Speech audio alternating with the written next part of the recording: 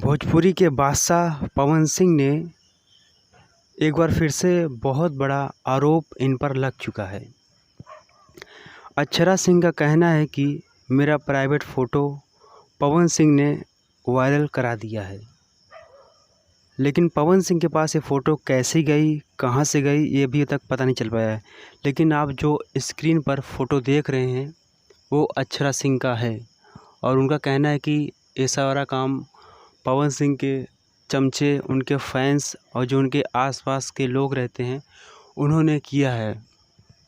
तो इसको लेकर अभी हर जगह न्यूज़ फैल रही है और पूरे भोजपुरी इंडस्ट्री में आग की तरह ये खबर फैल रही है कि पवन सिंह ने अक्षरा सिंह का प्राइवेट फ़ोटो वायरल करा दिया है।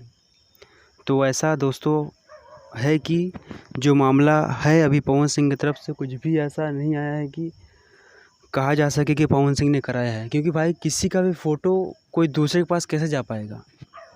अभी तो अक्षरा सिंह, पवन सिंह तो साथ में मूवी भी नहीं करते हैं, अब तो अलग हो चुके हैं। पहले तो रिलेशनशिप में थे, लेकिन ये कैसे हुआ, हो सके अक्षरा सिंह अपना गाना का व्यूज बढ़ाने के चक्कर में ऐसा कर रही हैं।